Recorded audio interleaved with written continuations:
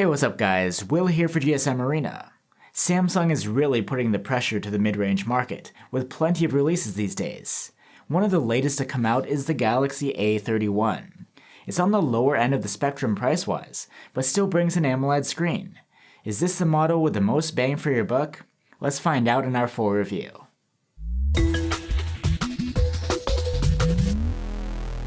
The Galaxy A31's design is very similar to other Samsung 2020 mid-rangers, especially the Galaxy A51. It has an interesting looking back design with its quadratic line patterns, though the back isn't made of glass here, but of plastic.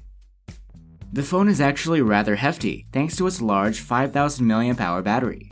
Our Prism Crush Blue finish looks nice and shiny, and the curved back feels comfortable in the hand. It's not as premium as a phone made of metal and glass, but it's sturdy. The Galaxy A31 is one of the less expensive Samsung phones you can get with an AMOLED display. It's a 6.4-inch panel with a 1080p resolution, and a U-shaped notch cutout for the selfie cam. The screen offers solid performance. It's plenty sharp, and has the great contrast you'd expect from an AMOLED. Plus, there's respectable brightness. We measured a maximum of 420 nits with a manual slider, and a boost to up to 635 nits in auto mode when out in the sun. Color reproduction is good too. It's vivid and punchy by default, but you can adjust the colors to be quite accurate in settings.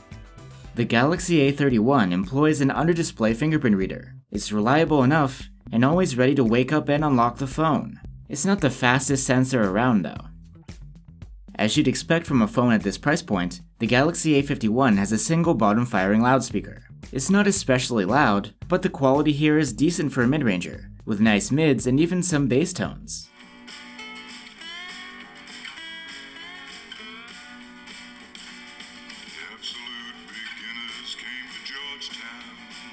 You do get a 3.5mm jack on the Galaxy A31 for plugging in standard headphones, and there's support for FM radio too. As far as storage goes, you have options for 64 or 128 gigs on board, plus this is expandable through the dedicated microSD slot. The Galaxy A31's interface is quite familiar. It's the current, up-to-date version of Samsung's One UI over Android 10.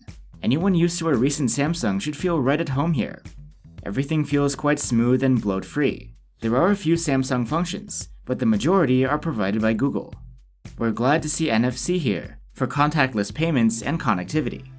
And you get edge panels, which give you a space to keep plenty of shortcuts.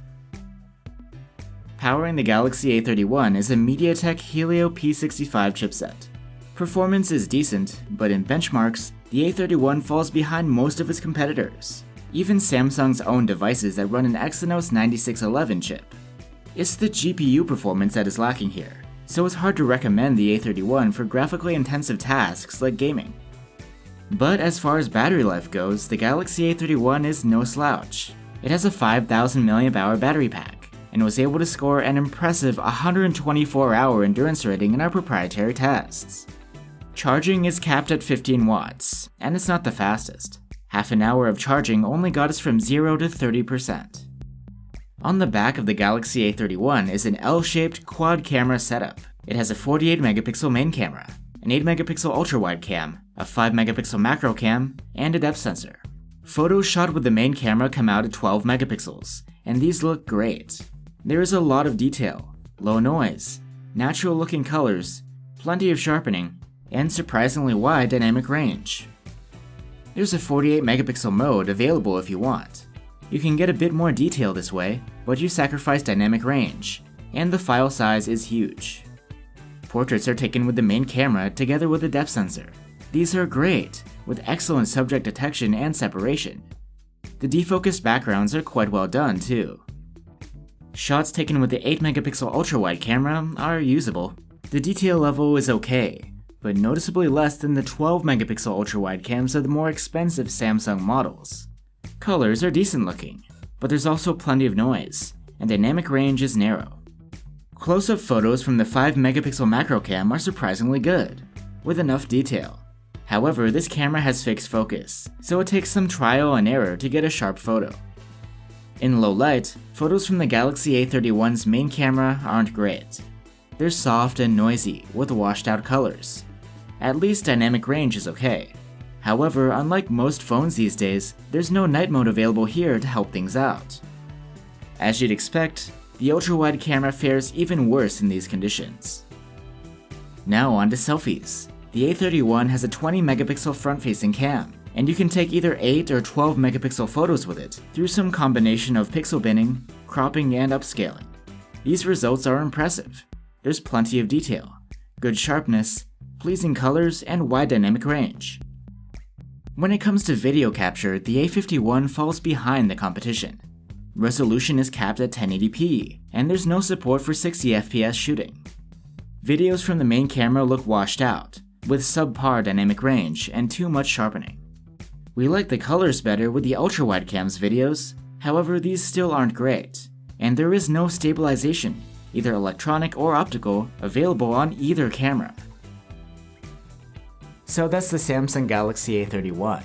You get a nice AMOLED display, a solid Samsung design, impressive battery life, and nice camera quality during the day, especially from the selfie cam, all for around $220. However, there are some ways in which the A31 falls short. The chipset is outclassed by most competitors, and the cameras aren't very good at night. I'm not sure why there's no night mode supported here, unlike most of Samsung's other phones. And the video recording is pretty limited, with no 4K or stabilization at all. These in themselves aren't deal breakers, not everyone needs these features, but you can find devices that improve on these things for the same money, or just a bit more, even within Samsung's own mid-range lineup. Because of that, the Galaxy A31 is tough to recommend. Thanks for watching guys, stay safe and see you on the next one.